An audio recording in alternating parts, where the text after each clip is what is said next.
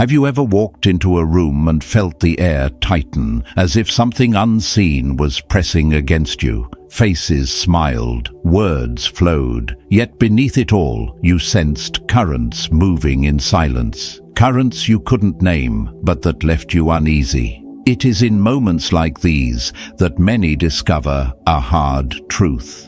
Most people are not nearly as mysterious as they believe. Their gestures betray them. Their pauses confess more than their speeches, and often, without knowing it, they are being read like a book whose pages they thought were locked. The Stoics understood this hidden game. They taught that real power is not in speaking louder, but in seeing more clearly, to step back, to detach, to notice what others miss. That is the way to move through the world without being moved by it. So let me ask you, what would change in your life if you could see the truth behind the masks, if you could walk into any room with quiet certainty? Stay with me and we'll begin to open that hidden sight together. As we step into the first chapter, imagine walking through a crowded street at night. The lights are bright, the sounds overwhelming, but something inside you feels off. You sense tension that no one else notices. Faces pass, voices rise, yet your vision feels blurred. Not because your eyes fail, but because your mind is clouded. That is the kind of blindness most people live with. They see, but they do not perceive. They hear, but they do not understand. Now imagine the weight of constantly misreading life. You walk into a room and instead of asking, "What is unfolding here?" you ask, "Do they like me?" You hear a silence and wonder, "Did I sound confident?" while ignoring what that silence really meant. You become lost inside yourself. That is how modern life trains us. React quickly, speak loudly, defend instantly.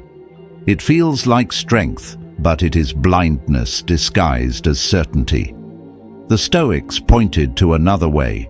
Marcus Aurelius once wrote, "If you are pained by any external thing, it is not this thing that disturbs you, but your judgment about it. And it is in your power to wipe out this judgment now." Those words cut through centuries like steel. They remind us that the storm is not outside, it is the way we interpret the wind. The fog is not in the room, it is in our mind. And once you clear that fog, you see with a clarity that others mistake for power. Here's where the story begins to unfold. A young man stepped into his first meeting with a senior team. His heart pounded, his hands shook, his words came out fragile. Every neutral glance looked like judgment, every pause sounded like dismissal. When it ended, he walked away thinking, "They must see me as weak." But the truth? A manager leaned forward as he spoke. Another took notes. The leader paused, not to dismiss, but to consider. He saw none of this. Not because he lacked intelligence, but because his vision was filtered through fear. Emotion had turned his mind into a mirror smeared with dust. Contrast that with the Stoic way. A Stoic enters the same room but does not rush to fill it. He breathes, he studies, he notices who interrupts whom, who shrinks when another enters, who raises their tone out of insecurity, and who speaks softly yet is heard most. He sees the rhythm beneath the noise. This is not sorcery, it is sight unclouded by self. So the question rises, how do you step into that discipline? How do you detach without becoming cold? The answer is distance, not the distance of indifference, but of mastery. When a person looks away as you speak, your first thought may scream, "They are bored." But distance asks, what if they just remembered something urgent? What if they are anxious themselves? What if my assumption is wrong? The Stoic never assumes. The Stoic verifies. Epictetus said, "It's not events that upset us, but our interpretation of them." Think about that. Each day people miss reality, not because reality is hidden, but because they are wrapped in themselves. And here lies the paradox. When you are obsessed with yourself, you are blind to others. When you step outside yourself, you begin to see. You notice the tremor in a voice before it steadies. You notice hesitation before agreement. You notice what most never catch, because you are finally watching the world instead of your reflection. To live this way, start small. Begin with silence. In your next gathering, resist the urge to prove yourself in the first breath. Watch instead. Who listens? Who cuts off others? Who changes posture when someone powerful enters? Write this down in your memory like a soldier mapping the terrain. At first, you will itch to speak. That itch is the ego begging to be seen. Resist it. With time, the silence becomes your shield. Then, practice non-reactivity. Someone throws a passive-aggressive jab. Do not flinch. Do not fumble. Hold it in your hand as if it were a coin, turning it to the light. Ask, what does this reveal about them? What are they trying to claim? This is apatheia, not apathy, but freedom from disturbance. You still feel, but feeling does not command you. You still see, but now you see without distortion. In a world drunk on reaction, the one who does not react stands apart. And people sense it. They may never say it, but they feel your weight, your presence, your calm detachment from the performance. That presence is leverage, not manipulation, not deceit, just pure understanding. With time, you will notice the small truths others overlook. The glance that betrays attraction, the insecure joke disguised as humor, the person who fights for the last word, proving their weakness with every syllable. You will not judge them. You will not pity them. You will simply see. And when you choose to speak, your words will strike deeper because they are born not from noise, but from clarity. This is why detachment is not withdrawal. It is preparation. It is the sharpening of the blade before battle. It is how you outsmart without announcing it. And if you fear this will make you seem distant, know this. True presence is magnetic. The one who sees clearly is trusted because they cannot be manipulated, they cannot be fooled, they cannot be lost in illusion. You become the rare person whose attention is whole, sovereign, and when people stand before you, they feel seen, not because you flatter them, but because you truly notice. So I leave you with this challenge. Are you ready to let go of the comfort of reactivity for the strength of observation? Are you ready to trade the need to be heard for the power to see? Because once you do, the world shifts. The noise fades. The chaos organizes itself. And you discover that the confusion was never out there. It lived only in your head. And when that space is cleared, when the lens is finally clean, you begin to see. That is when everything changes. From here, the journey deepens, because the hardest person to observe with honesty is not a stranger across the table, it is the reflection staring back at you, and that is where we go next. Moving into the second chapter, picture yourself standing before a mirror that does not flatter. No soft light, no forgiving angles, just the raw reflection of how you move, how you sound, how you are. It is unsettling. Most people never see themselves this way. They assume they know who they are. They assume their words make sense, that their choices are logical, that their emotions are justified. But assumption is not truth. Familiarity is not clarity. And here is the sting. What you believe yourself to be and what others experience in your presence may be two very different stories. You may think you are confident, yet others feel the sharp edge of arrogance. You may think you are entertaining, yet others walk away drained. You may think you are respected when in truth you are merely tolerated. Now imagine a camera crew following you for a week. Every glance, every tone, every reaction captured, not to humiliate, not to judge, simply to study. How would you behave if you knew every moment would be reviewed by a stranger with no bias, no affection, just cold observation? Would you still cut people off mid-sentence? Would you still fake a laugh at jokes you found empty? Would you still deliver the sarcastic remark you tell yourself is harmless? That discomfort rising in you right now, that is awareness stirring for the first time. The Stoics spoke of this centuries ago. Seneca reminded us, we suffer more in imagination than in reality. But the opposite is also true. We imagine ourselves wiser, kinder, more balanced than we really are. That is why the greatest journey is not outward to conquer cities or upward to chase titles. The greatest journey is inward.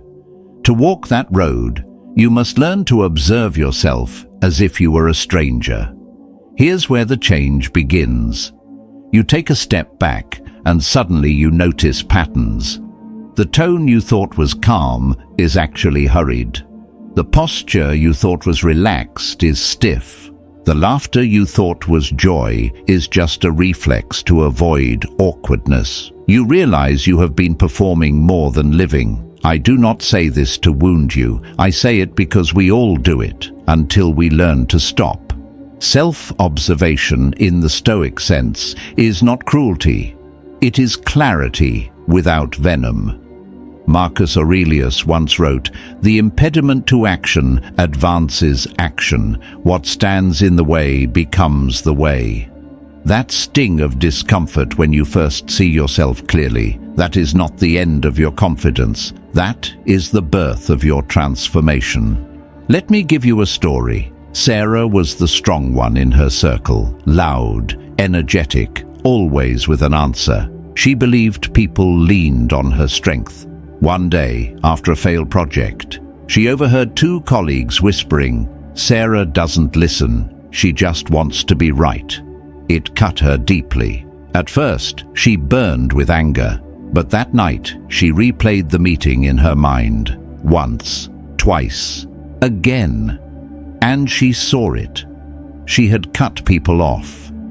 She had bulldozed through ideas, hiding insecurity beneath a mask of certainty. That night, she began journaling, not about what others did wrong, but about what she had done. She studied her own behavior like a character in a novel, and over time, she changed, not for their approval, but for her peace. Because deep down, she wanted to be a person she could respect, not a performance she had to defend. This is the gift of self-observation, not shame, but alignment. And yet, most run from it. They live behind the fortress of their identity, defending every action instead of examining it. They never ask the simple questions. Is the way I speak building or destroying? Does the energy I bring soothe or exhaust? Do people feel lighter or heavier after time with me? And so they remain blind, not out of malice, but out of neglect. But what if you dared to look? What if each day you stepped back as though you were a stranger studying your life? A CEO does not step into a boardroom without studying his presence. He knows one wrong note can cost millions. Why should your life demand any less care? You may not run a company, but you represent something every time you speak. Your values, your integrity, your example. And whether you realize it or not, people are watching. The most powerful ones in any room are not the loudest. They are the most self-aware. Start small. Watch yourself in moments of nervousness. Are you trying to prove or simply to share? Notice how you laugh when others laugh. Is it real or is it armor? Notice how you tell stories. Do you embellish to shine brighter or do you speak plainly with truth? Do not condemn yourself. Just notice. That noticing is pure gold. The Stoics called it prosos, vigilant attention to the self. Epictetus trained his students in this daily because without awareness, philosophy becomes decoration, not discipline. Here's a challenge. Tomorrow, live as though your life were a documentary, every moment recorded. At night, review it in your mind. Ask, what would a stranger see? Would they see authenticity or performance, courage or insecurity, kindness or ego? The first few times, it will sting. You will cringe at how often you bend your values just to fit in, but stay the course. Eventually, you stop performing. You begin to align. You build a life so honest that even an observer with no affection for you would feel respect. And here, the Stoic path becomes a transformation. You stop trying to manage how others see you. You start mastering how you see yourself. And paradoxically, when that changes, their perception changes too. Not because you crafted a new image, but because you embodied a new essence. This is what real confidence looks like. Not walking into a room thinking, I am better than all of you, but walking in, knowing your strengths and your flaws, and standing secure anyway. That kind of presence does not need applause. It does not need volume. It speaks quietly, consistently, unmistakably. From here, life deepens. You stop guessing who you are. You know, because you watched, because you adjusted, because you grew. You can look at the end of a day and whisper with pride, that was me, and I honor that. So the next time criticism rises or the urge to defend yourself flares, pause. Step outside, observe, ask, is this who I admire? If not, change something, even a fraction, because zero change is zero, but 0.1% change every day compounds into transformation beyond recognition. And once you see yourself clearly, without vanity, without fear, you unlock another secret.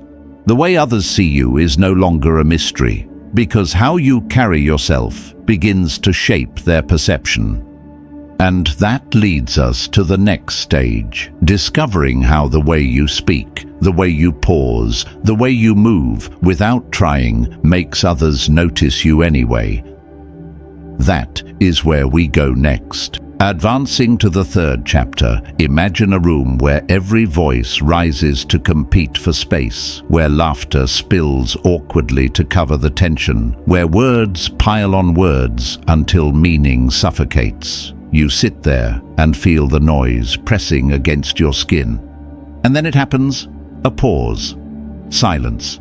Heavy, unplanned, undeniable. Watch what unfolds. Faces tighten, eyes dart. Someone rushes to fill the void. The silence exposes their nerves. It reveals their need. That is where your power begins. Silence is not emptiness. It is a blade. The Stoics knew this long before the world forgot. Epictetus reminded his students, we have 2 ears and 1 mouth so that we can listen twice as much as we speak. Yet how rarely do we listen? Not just to words, but to what beats beneath them, the hesitation, the fear, the hunger. A well-timed pause is a window into the soul of another, and if you are calm enough, still enough, patient enough, you will see through it. Here's where the lesson sharpens into story. A young lawyer, fresh in his career, found himself at the table of giants, 2 CEOs locked in negotiation. His only order, observe. At the height of the deal, one CEO made an aggressive offer, then fell silent. Seconds stretched like hours.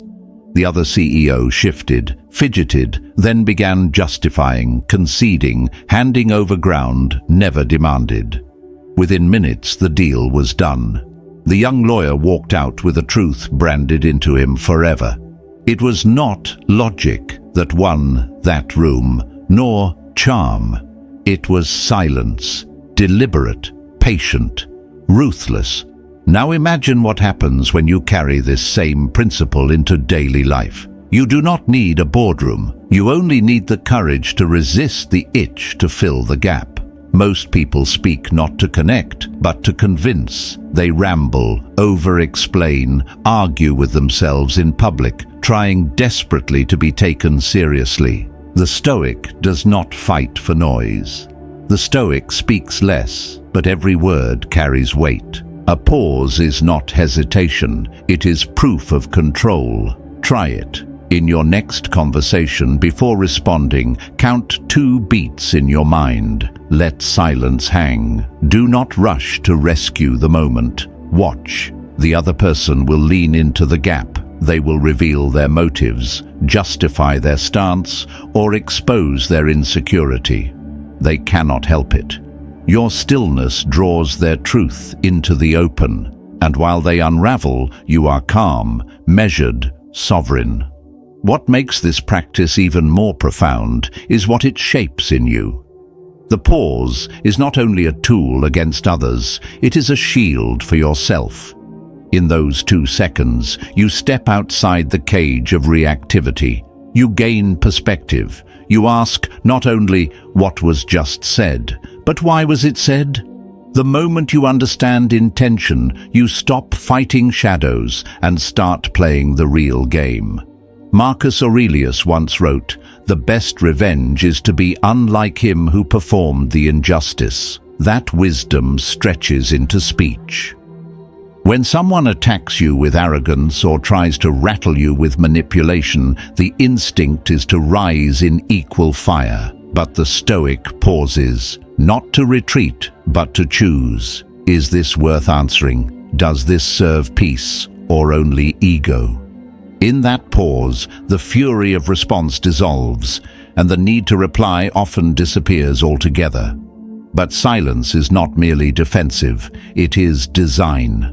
Picture a sculptor chiseling stone. The beauty of the statue is not just in what is removed, but in the space that remains. Speech is the same. Too many voices fill every moment with clutter, and in doing so, they erase their own impact. The ones who pause carve space around their words, so that each syllable stands like stone. They are remembered. Let's make this personal. Ask yourself, do you explain long after your point was clear? Do you laugh just to cover the awkwardness? Do you talk too fast, fearing silence will betray you? Each of those is a leak of strength. Every unnecessary word is a withdrawal from your inner bank. Every rushed sentence is a chance lost to command the space. Begin reclaiming it by owning your silence. Another story brings it home. Elise, a woman in customer relations, spoke with rapid fire, always eager to solve problems, to please, to prove herself. Her mentor gave her one piece of advice: slow down. Let silence do the work. In her next heated call, when the client finished a furious rant, Elise did something she had never done before: nothing. She stayed quiet, not cold, not afraid, just calm. The silence unsettled the client. He spoke again, softer this time, more open. By the end of the call, he thanked her not just for fixing the issue, but for how she listened. That is what silence creates, an opening for trust. But understand, this is not easy. It is a discipline. The urge to interrupt will burn in you. Your ego will panic. Let it. Let the silence breathe. You will discover that people are not only afraid of it, they respect the one who is not. And as you master silence outwardly, something deeper shifts inwardly. The external quiet becomes an inner stillness. You stop chasing validation with your voice. You stop fearing awkward pauses. You stop running from yourself. That is when presence becomes magnetic. Not because you shout, but because you carry weight. In a world where volume is mistaken for value, the quiet one becomes sovereign. Not mysterious, sovereign. You no longer speak from need. You speak from choice. That is why people lean in when you finally break the silence. They sense you do not need to speak. You speak because it matters. This is the Stoic way of conversation: grounded, strategic, present. You speak only when your words are worth more than your silence. And sometimes the wisest move is to remain silent. Remember this: a perfect sentence may impress for a moment, but a well-timed pause will echo far longer. So start here. In your next exchange, pause before responding. Watch how others fill the gap. Listen to what their silence reveals. Let your stillness shape the room. With practice, you will notice the shift. People begin to treat you differently, with patience, with respect, with attention. Not because you demanded it, but because you created the space for it. From here, the path deepens. You have seen others clearly. You have studied yourself. You have learned to speak with intention.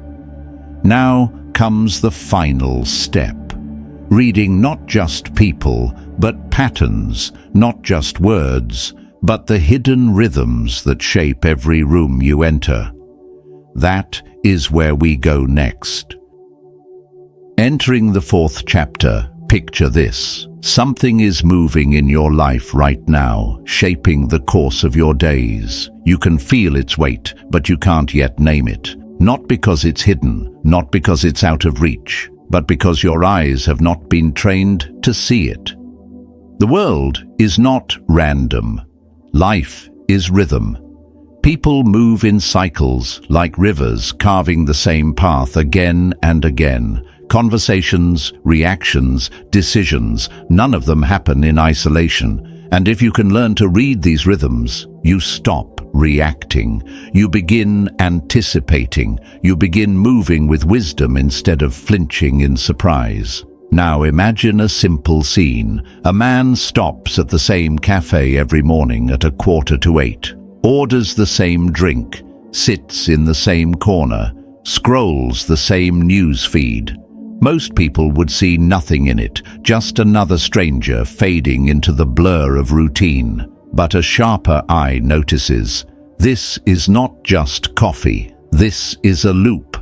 And every loop carries a weakness. If you understand the rhythm, you can step inside it, not to manipulate, to influence. That's different. Imagine one day you buy his drink before he asks and place it on his table. His face softens. Why? Because you spoke his pattern back to him. Awareness is power. The Stoics understood this. Epictetus once wrote, "First say to yourself what you would be, and then do what you have to do."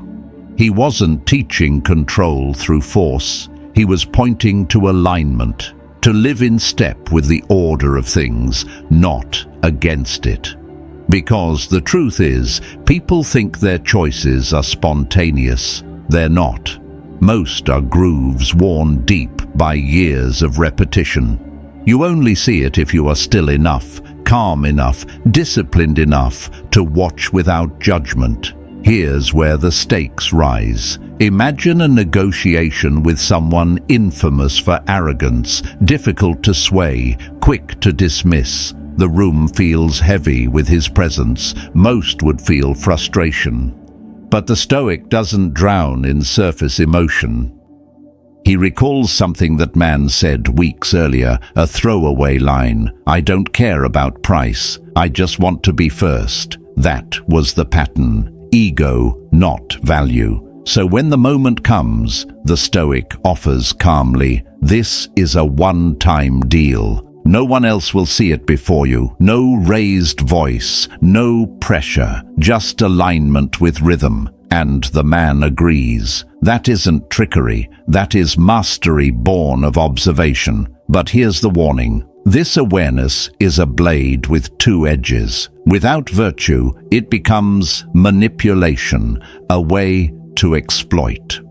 Marcus Aurelius wrote, "The best revenge is not to be like your enemy. To see patterns is to hold fire in your hands. You must wield it with restraint, or it burns you too." The gift is not meant for deception, it is meant for harmony. And it doesn't stop with others, it turns back on you. Your life is one long rhythm. Your fears, your thoughts, your habits, they are not accidents. If you feel anxious before every gathering, that's not a mood, it's a pattern. If a morning walk always sharpens your mind, that's not random. It's a rhythm you can depend on. If you stall every time you face uncertainty, that's not fate working against you. It's your own routine repeating. Seneca said, "Fate leads the willing and drags along the reluctant." You can resist the current, or you can learn to read it and move with it. So start small. Map the moments when your energy dips. Notice which people drain you. Notice which places sharpen you. Then expand. In meetings, observe who speaks first and who waits. In conversations, see who longs for approval and who speaks from detachment. Patterns everywhere. The friend who always changes subject when emotions rise. The colleague who blames others whenever trouble comes. The one who flatters when they need something and vanishes when they don't. Once your eyes adjust, the world reveals itself, and you can never unsee it. But here is the price: patience. A mind addicted to instant gratification cannot see rhythm. Patterns stretch over time, and they only reveal themselves slowly. The Stoic resists the temptation to conclude too quickly. He records, he waits. While others react to what just happened, he watches what always happens.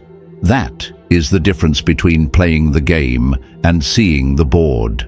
Let me bring it home. Think of someone in your life who confuses you. They're unpredictable, hard to read, maybe even exhausting. For 2 weeks, do not confront. Do not judge. Simply observe. How do they respond when challenged? How does their tone shift when others are listening? What subjects do they avoid? What kind of praise draws them out? You are not spying, you are studying, you are building an emotional map. At the end, you will hold something most people never bother to create, a clear sketch of a human soul in its routines. Now imagine doing this with not one person, but 10, with everyone. Suddenly, you walk into rooms with quiet certainty. While others scramble to win the moment, you already know where the next 10 moves are going. This is not about being smarter, it is about being more present, more intentional, more aligned with reality itself. But remember, insight is responsibility. Use it not to bend others to your will, but to meet them where they already are. A salesman once said, "Enter the conversation already happening in the customer's mind." The Stoics would raise it higher. Enter the life already happening beneath the surface. Step into rhythm, but always with virtue. Because if you use awareness without integrity, it rots you from within. But awareness joined with virtue makes you untouchable, trusted, respected, quietly powerful. So remember this: people are patterns. Life is rhythm. You can fight it, or you can learn to read it. And once you can read it, you stop guessing. You stop fearing. You move with wisdom. You live 2 steps ahead while standing fully grounded. And now, having seen the rhythm that governs others and yourself, the journey asks one last question. What happens when you bring it all together, not to win battles, but to become untouchable? That is where we go next. You've walked through clarity of vision, through the courage of self-observation, through the weight of silence, and through the recognition of hidden patterns. Each step has given you steadiness, but steadiness is only the beginning. Knowledge alone does not crown you, it prepares you. Once your sight is clear and your ground is firm, the real challenge emerges. How do you hold your center when fire rises around you? How do you walk through conflict, chaos, and noise without being bent out of shape? This is where wisdom leaves the page and becomes force in action. Moving into this chapter, Imagine standing in the middle of a storm, rain crashing against your skin, wind tearing at your clothes, yet you remain still. Around you everything howls, but you do not flinch. That is what silence feels like in the heat of conflict. Others roar and claw for your reaction. They want you to break, to match their chaos with chaos. But the one who holds stillness holds power. Now think of the last time someone disrespected you. Maybe it was a sharp remark. Maybe it was a mocking laugh in a room full of people. Your chest tightened. Your first instinct was to answer back, to prove them wrong, to throw your words like stones. And yet, what happened when you reacted? You gave them what they wanted, your energy. You surrendered the high ground without even noticing. Seneca once wrote, "He who angers you conquers you. That truth burns. When you erupt, you hand over control. When you withhold, you keep it." Imagine a moment of tension. One man unleashes a barrage of insults, hoping to spark a reaction, but the other remains still, unmoved. The crowd, sensing the change, shifts its attention. The one who rages begins to shrink, while the one who remains calm grows stronger. The silent one grows larger in their eyes. Why? Because silence unmasks intent. It shows who is in command of themselves and who is enslaved to impulse. Let me share a story. Years ago, a colleague of mine worked under a manager infamous for his temper. In meetings, the manager would belittle him, cutting off his points with sarcasm. One day, the colleague chose a different approach. When the manager threw a barb across the table, instead of defending himself, he leaned back, folded his hands, and said nothing. The silence stretched. The manager grew uneasy, repeated himself louder, then stumbled over his own words. By the end, the room had turned, not against the quiet man, but against the one who revealed his insecurity through noise. That day, respect shifted silently, not with a sword, with stillness. This is the discipline the Stoics practiced. Marcus Aurelius reminded himself, "The best revenge is to be unlike him who performed the injustice." In the context of conflict, that means refusing to mirror rage with rage, pettiness with pettiness. The pause, the refusal to be baited, becomes your shield. In that shield, you gather time to choose, do I respond at all? If I speak, will it serve peace or feed my ego? Often, in that pause, the need to respond evaporates. But silence is not only defense, it is also design. Think of silence as the blank space in a painting. Without it, colors clash, forms collapse, the beauty disappears. In a clash with another human being, silence gives shape to your presence. It tells the other person, and everyone watching, that you are not moved by provocation. You move only by choice, and that frightens those who rely on control. Ask yourself now, how many times have you wasted energy explaining yourself to someone who had no intention of listening? How many times have you fed the fire by answering a fool in his own tone? Every unnecessary word is a coin stolen from your inner treasury. Every reaction, a piece of yourself given away. Stop the bleeding. Own the silence. There is another story worth holding. A young woman, often mocked by her peers, learned the strength of withholding. In one incident, her classmates laughed at her ideas, expecting her to stammer in defense. She smiled gently, stayed quiet, and returned her gaze to her notes. The laughter faltered.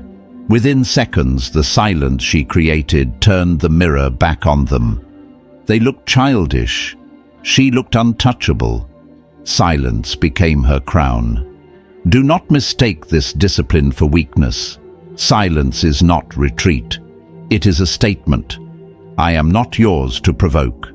The world is full of people addicted to reaction, eager to drag you into their storm. Your power is in refusing to step inside. When you remain calm, the storm eventually spends itself, and you are still standing. At this stage, the deeper truth unfolds. External silence begins to create internal silence. The more you practice withholding words in conflict, the less your mind scrambles in panic. You begin to carry stillness with you, not as an act, but as a way of being. You stop running from discomfort. You stop fearing awkward moments. You stop explaining your worth to those who never intended to see it. And suddenly, the room feels your presence before you speak a word. In a culture that mistakes loudness for strength, quiet control is a shock. It makes people lean in. It makes them adjust. You become the one who does not beg for space. You command it by how little you need to defend yourself. That is sovereignty. That is the power of silence. So remember this the next time someone pushes your buttons. Their noise is bait. Do not bite. Hold your silence. Watch them reveal themselves while you conserve your strength, because the one who holds silence holds the power. And from here, we step deeper, for silence is only one layer of mastery. Beyond it lies another strength, the ability to guard your focus like treasure, so no one can steal it from you. That is where we go next. Advancing to the next chapter, imagine your mind as a fortress standing tall on a hill. Inside are your thoughts, your energy, your attention, the most valuable resources you possess. Yet, most people leave the gates wide open. Strangers wander in. Noise floods the courtyard. Every distraction steals a piece of your strength, until you are left wondering why you feel so empty at the end of the day. Now, picture the moments you've lost to this invasion.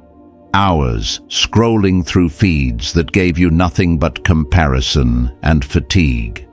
Conversations that drained your spirit instead of feeding it. Arguments that had no end, no point, yet consumed your energy like fire consumes dry wood. And when the day closed, you felt robbed, not by others, but by your own lack of defense. Epictetus warned, if a person gave away your body to some passerby, you'd be furious.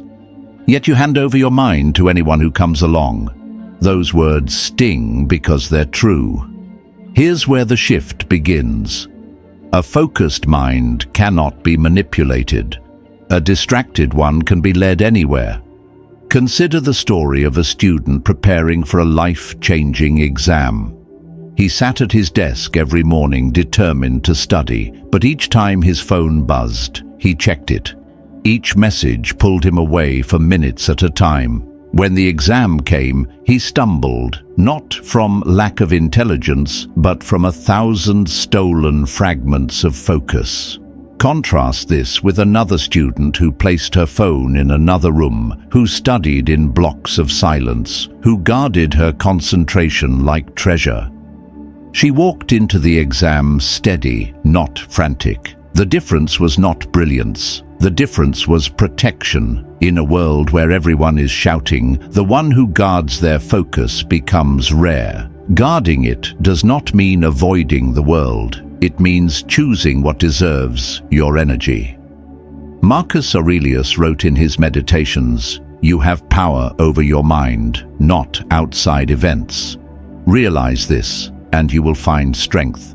Your focus is the thread that weaves your life. Cut it, and the fabric unravels. Protect it, and your life holds shape. Let me give you another example. A friend of mine once launched a small business. At first, he poured his energy into his craft, but soon he began checking the competition's updates, replying to every message instantly, chasing every new idea. His days grew scattered. His progress stalled. One day he decided, no more. He blocked time in the morning just for deep work, shut out every notification, and kept his phone in another room. Within months, his business doubled, not because he worked longer, but because he worked undivided. Focus turned his effort into fire. Ask yourself now, where are you leaking attention? Is it the endless scroll before bed, the constant need to reply, the habit of saying yes to conversations that leave you drained? Every leak weakens your fortress. Every leak leaves you vulnerable to being steered by others. To outsmart the world quietly, you must learn to starve distractions. This discipline is not glamorous. It's quiet. It's choosing to finish what matters instead of chasing what shines. It's refusing to let gossip, comparison, or noise steal your day. And it is in those unseen choices that you build strength others can feel. When you guard your focus, people sense it. They notice your clarity. They notice that you are not pulled by every breeze. They may not name it, but they respect it. At this stage, you must understand something vital. Focus is not only defense, it is direction. When you decide what deserves your attention, you decide what your life will become. A distracted person cannot build, but a focused person can carve stone with patience until it becomes a cathedral. So, protect your focus. Say no to the invitations that add nothing. Put away the screens that scatter your mind. Carve time where nothing enters your gates. At first, it will feel uncomfortable, like silence in a noisy room. But then, it will feel like freedom. And freedom is always worth the discomfort. Remember this: attention is the currency of life. Spend it carelessly and you end in debt. Guard it wisely and you create wealth no one can steal. The Stoics knew this well. Control your mind and you control everything that matters. And from here, the path deepens again. Because once you've learned to guard your focus, the next battle is not against the world outside, but against the weaker version of yourself that rises every day. That is where the journey leads next.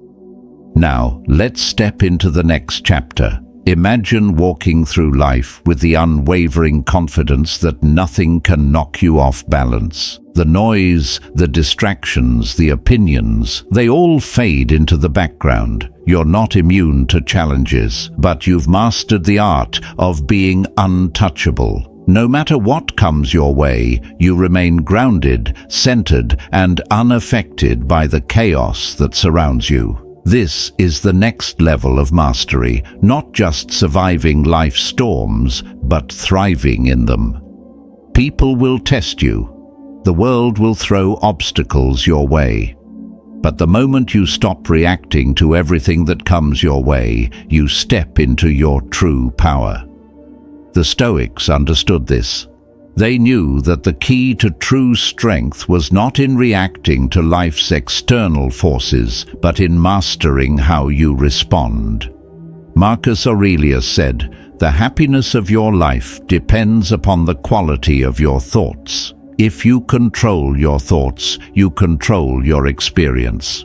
Let me give you a story to illustrate this. A man named Daniel worked in a high-stress environment surrounded by deadlines, expectations, and constant pressure. His colleagues were always rushing, panicking, and caught up in the chaos of the office. But Daniel was different. He had learned to breathe through the chaos, to pause before reacting, and to move with a sense of calm certainty. One day, his team faced a critical issue that could have led to a massive failure. Everyone was panicking, pointing fingers and scrambling for solutions. But Daniel, instead of joining in the frenzy, simply sat back, took a deep breath, and asked the right questions. He allowed the chaos to unfold around him while remaining unaffected. In the end, his calmness led the team to a solution they hadn't seen before. This is what it means to be untouchable. You don't have to shout, fight, or panic. You simply remain still, aware, and present. You let the chaos swirl, but you don't allow it to disturb your peace. You don't waste energy reacting. You invest it in moving with purpose. And that is where your true strength lies, being unshaken in a world that thrives on distractions. But the secret to becoming untouchable is this: you must choose to stop being swept away by other people's emotions and opinions. It's not about being cold or distant. It's about protecting your energy. When you stop letting every small thing affect you, you reclaim your power. Now, ask yourself, how often do you let the opinions of others or the chaos around you dictate your actions? How often do you react instead of responding with intention? The more you let go of external control, the more you take command of your life. You become the calm in the storm, the stillness in the noise, the one everyone looks to for guidance. From here, we move deeper. The next step is not just about controlling yourself. It's about creating an environment where nothing can touch you, where you shape your surroundings, not by force, but by how you move through them. That's where we go next. Entering the final stage, imagine walking into a room, your presence so steady, so undeniable, that the atmosphere shifts when you enter. It's not because you've done anything extraordinary, it's because you've learned the power of moving through life without being moved by it. The energy in the room adjusts to your calm, to your certainty. People notice not just your body, but your grounded presence. This is where you shape your environment, not by fighting it, but by mastering how you move through it. At this stage, the question is no longer about reacting to the world around you, it's about owning it. You no longer allow external circumstances to define your peace. The world becomes something you move through with ease and control. The chaos that once felt overwhelming no longer rattles you. Instead, you become the force that gently moves the world around you. It's not about dominating others. It's about being so anchored in yourself that nothing can disrupt your core. Epictetus once said, "Wealth consists not in having great possessions, but in having few wants." The same principle applies to your inner peace. You do not need everything around you to be perfect to feel at peace. The more you release the need to control everything, the more powerful you become. When you don't need the world to bend to your will, you become unshaken in the face of whatever comes. Let me give you an example. A colleague of mine was always in the middle of office drama, caught up in every conversation, every dispute. She was constantly reacting, trying to fix problems as they arose. But one day, she decided to stop. She didn't stop caring, but she stopped jumping into every conflict, every issue. Instead, she quietly observed, took her time, and only responded when it truly mattered. She wasn't drawn into the noise anymore, and over time, something amazing happened. People started seeking her out for advice. She hadn't done anything special. She simply stopped reacting. She learned to move through the noise without being consumed by it. This is the key to creating an environment where you are untouchable, not by avoiding the noise, but by not letting it affect you. You choose how much energy you give to every situation. You decide how much of the chaos you allow into your life. And when you master this, the world starts to move around you rather than through you. The challenge, though, is this. Can you hold your space when everything around you is telling you to move, to act, to react? Can you remain still, centered, when everyone else is running in circles? Most people can't. They react to everything. But you are different. You've learned to master your own energy, and because of that, your presence becomes a quiet force that shapes the room. Now, think about how you move through life.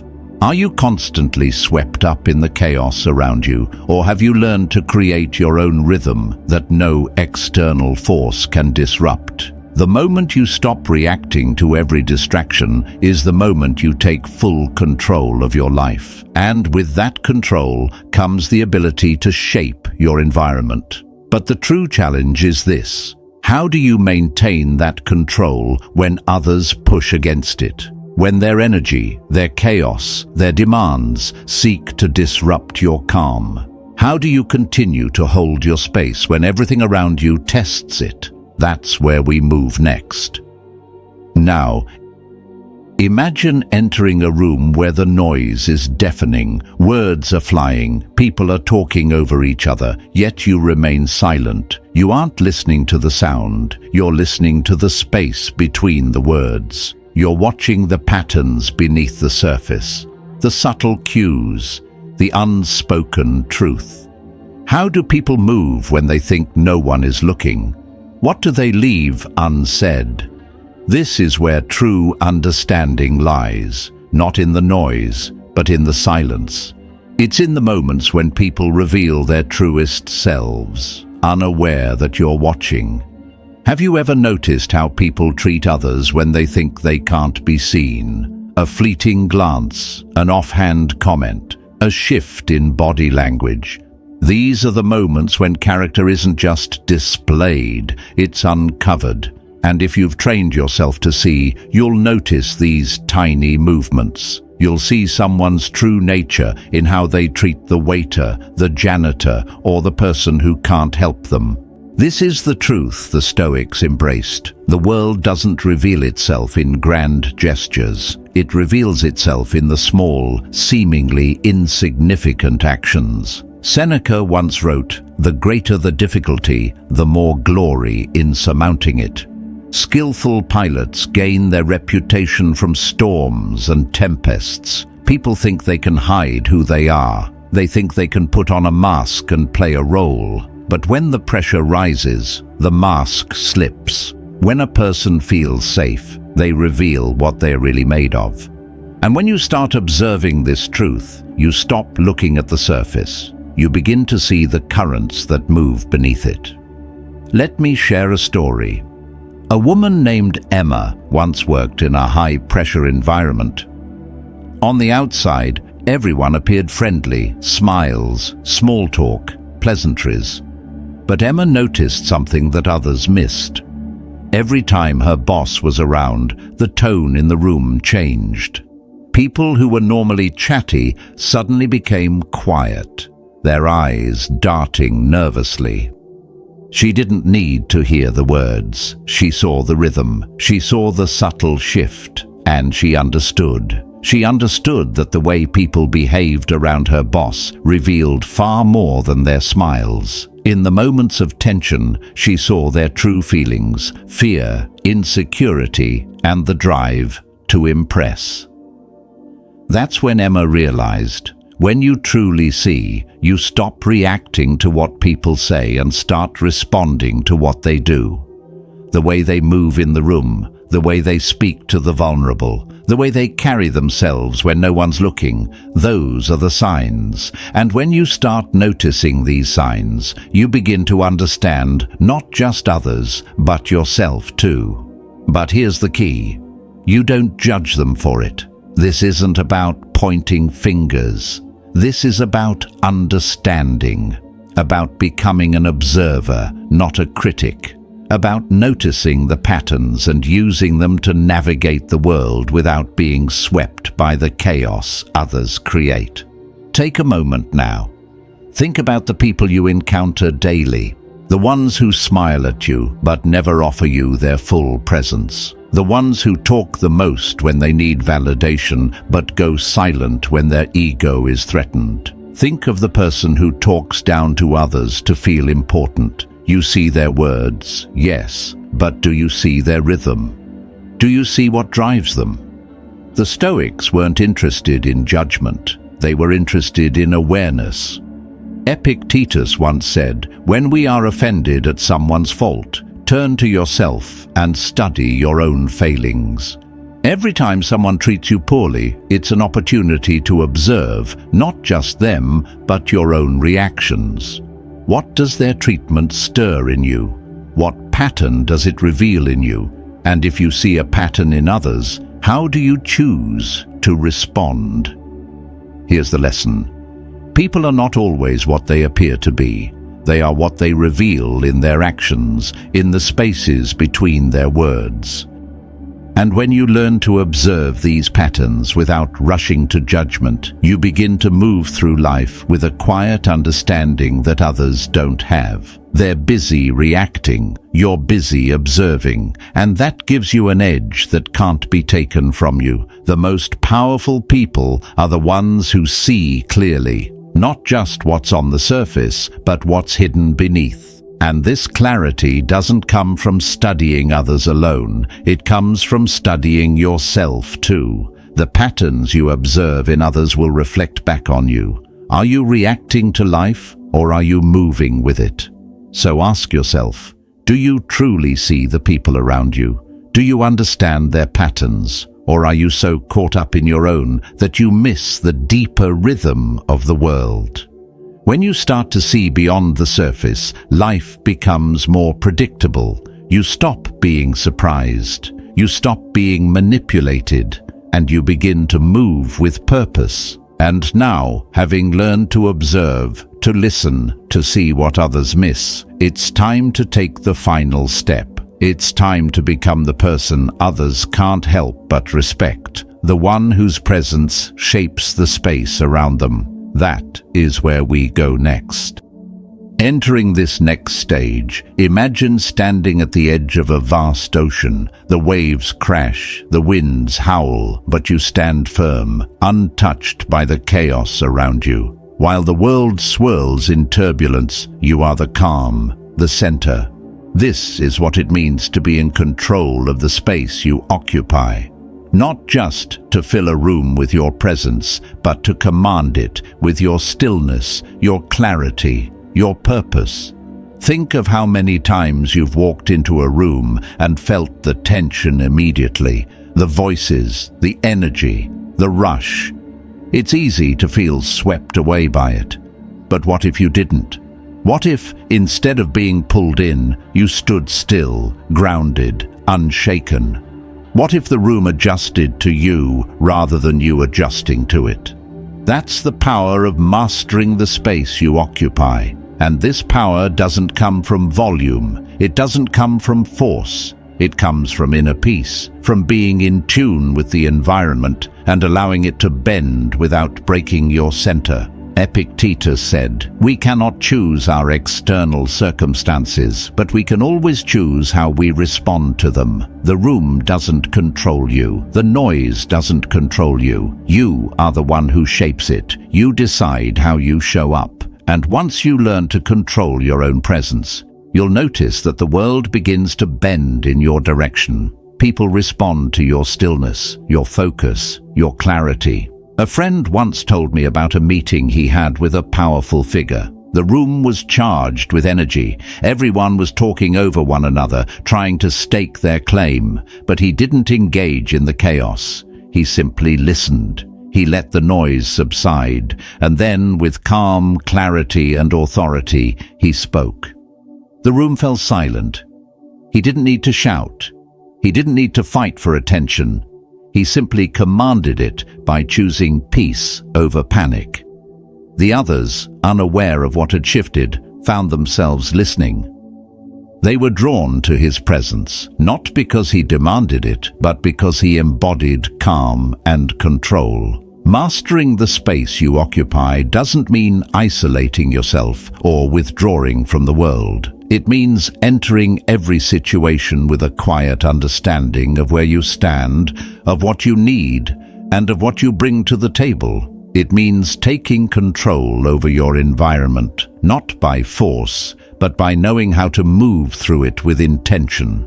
So ask yourself, what space do you occupy right now? When you walk into a room, do you shrink, hoping not to be noticed? Or do you stand tall, fully aware of the energy you bring? The way you show up shapes how the world will respond. And once you understand this, you realize that everything around you can be shaped too. Once you've mastered the space you occupy, you no longer have to fight for a place in the world. You create the environment around you, one where you don't just survive, but truly thrive. And that, my friend, is where we're headed next. Advancing to the next stage, imagine entering a room where every person speaks over the other, desperately trying to be heard. There's a loudness in the air, words filling the space without meaning. Then you step in, quiet. You don't need to fill the silence. You allow it to speak for you. And as the noise continues, your stillness starts to shape the room. People notice you not because you speak the loudest, but because your presence demands respect without a word. Here's the truth. How you speak is how you command. The way you use your voice can either pull you into the chaos, or it can give you control over it. Most people rush to fill every silence, to argue every point, to constantly prove their worth with words. But the Stoics knew something different. They knew the value of measured speech, of strategic silence. They understood that true power doesn't lie in how much you speak, but in how much you hold back. Marcus Aurelius said, "The best revenge is to be unlike him who performed the injustice." That includes conversations. When you speak, you don't need to raise your voice to prove your point. You need to speak with purpose, with clarity. Think about the last time you found yourself in a heated conversation. Perhaps someone challenged you, maybe even mocked you, and you felt the urge to defend yourself. What did you do? Did you lash out in response? Or did you pause, let the moment unfold, and choose your words carefully? The difference is huge. A well-timed pause doesn't just stop the noise. It amplifies your presence. It forces people to listen. It gives your words weight, not because you've spoken more, but because you've spoken with intention. I once knew a woman, Sarah, who would always jump into conversations to make her point. She believed that in a room full of voices, the only way to be heard was to speak louder. But she quickly learned the truth. She noticed that when she spoke, people listened, but when she paused, people really listened. They leaned in, waited for her next words, and what she said carried more meaning than if she'd spoken over the noise. Over time, Sarah learned to shape the conversation, not by dominating it, but by mastering her own voice. This is how you command a room. Not by yelling over others, but by choosing when to speak and when to stay silent. The Stoics taught us that silence is a source of great strength. In those moments where the world expects you to fill the silence with words, the real power is in doing the opposite. Let it breathe. Let people wonder. And when you do speak, let your words land with purpose. So I ask you, how do you use your voice? Are you caught up in the noise, trying to match it? Or are you holding back, speaking only when it matters? The next time you enter a conversation, ask yourself, what's the intention behind my words? Because it's not the number of words you speak, but the meaning behind them that will shape the space around you. And from here, we move forward. Because once you learn the art of speaking with power, the next challenge is to move through any environment without ever needing to prove yourself again. That is where we go next. Let's step into the final chapter. Imagine walking through a bustling crowd. The noise, the rush, the pressure to keep up with everyone else. People push past, grab your attention, pull you in different directions, but you remain unshaken. You are the calm in the storm. No matter how fast the world moves around you, you walk through it at your own pace, in your own rhythm. This is the power of mastering yourself, of becoming untouchable. At this stage, the question isn't about how to survive the chaos. It's about how to move through it with strength and purpose. You no longer react to the noise. You don't get caught up in every argument, every distraction, every moment of pressure. You've learned to navigate the world from a place of inner peace, from a center that no external force can disturb. Epictetus said, "It's not what happens to you, but how you react to it that matters." Most people are slaves to their circumstances, constantly reacting, constantly adjusting to the whims of the world. But the Stoic moves differently. They don't bend with every gust of wind. They stand firm, knowing exactly how to respond. They don't let the world dictate their emotions. They choose how to react. Consider this story. A man, well into his career, was faced with a situation that many would call a crisis. A major deal was falling apart, deadlines were being missed, and his colleagues were panicking. The room was filled with tension, voices rising, everyone trying to fix what seemed broken. But he didn't join in the chaos. He stood still. He asked the right questions, waited for the right answers. And in the end, when everything was settled, it was his calmness that had led the team to success. He wasn't shaken because he wasn't reacting to the storm around him. He had already mastered the art of staying unshaken in the midst of it.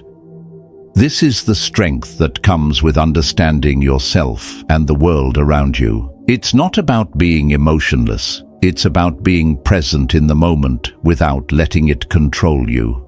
The world is going to keep throwing distractions, pressures, and challenges at you. But you can choose not to be overwhelmed by them. You choose how to move through it. The next time you're in a situation where everything feels chaotic, remember this: you don't have to let it take you down. You don't have to react immediately or feel like you're drowning in the noise. Pause, stand still, breathe. When you act from that place of inner peace, you will always move forward with strength. So ask yourself, in the chaos of life, how much power do you give away by reacting? How much do you lose by letting external pressures shape you?